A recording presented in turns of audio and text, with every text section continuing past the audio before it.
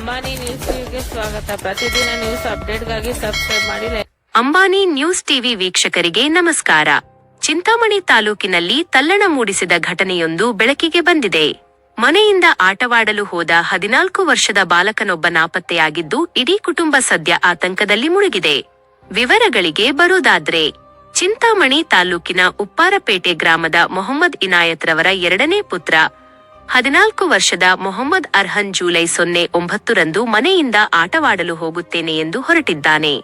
ಆದರೆ ಸಂಜೆಯಾದರೂ ಬಾಲಕ ಮರಳಿ ಮನೆಗೆ ಬಂದಿಲ್ಲ.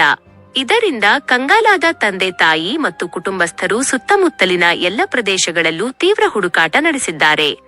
ಆದರೂ ಬಾಲಕನ ಯಾವುದೇ ಸುಳಿವು ಪತ್ತೆಯಾಗಿಲ್ಲ.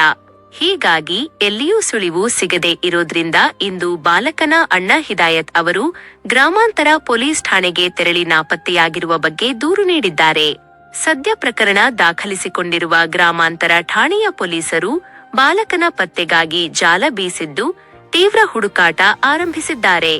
ನಿರಂತರ ಸುದ್ದಿಗಾಗಿ ನೋಡ್ತಾ ಇರಿ ಅಂಬಾನಿ ನ್ಯೂಸ್ ಟಿವಿ. ನಿನ್ನೆ ಉಪ್ಪರ್ಪೇಟೆ ಗ್ರಾಮದಲ್ಲಿ ಮೊಹಮ್ಮದ್ ಅರ್ಹಾನ್ ಅಂತ ಹುಡುಗ ಮನೆಯಿಂದ ಕಾಣೆಯಾಗಿ ಅವ್ರ ತಂದೆ ತಾಯಿಗೆ ಸಾಯಂಕಾಲ ಅಷ್ಟೊತ್ತಿಗೆ ಗೊತ್ತಾಗಿದೆ. ಅವರು ಕೆಲಸದಿಂದ ಬಂದಾಗ ಮನೆಯಲ್ಲಿ ಬಂದಿರೋದಿಲ್ಲ.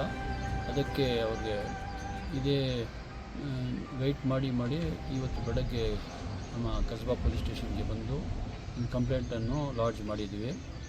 ಇದು ಯಾರಾದರೂ ಈ ಹುಡುಗನಿಗೆ ಸ್ವಲ್ಪ ಹುಡುಕಾಟ ಅಥವಾ ಎಲ್ಲಾದರೂ ಕಾಣಿಸಿದ್ರೆ ದಯಮಾಡಿ ಈ ಮೊಬೈಲ್ ನಂಬರ್ಗೆ ಸ್ವಲ್ಪ ಕಾಂಟ್ಯಾಕ್ಟ್ ಮಾಡಿ ನಮಗೆ ಕೊಡಬೇಕು ಅಂತ ನಾನು ಕೋರ್ತಾ ಇದ್ದೀನಿ.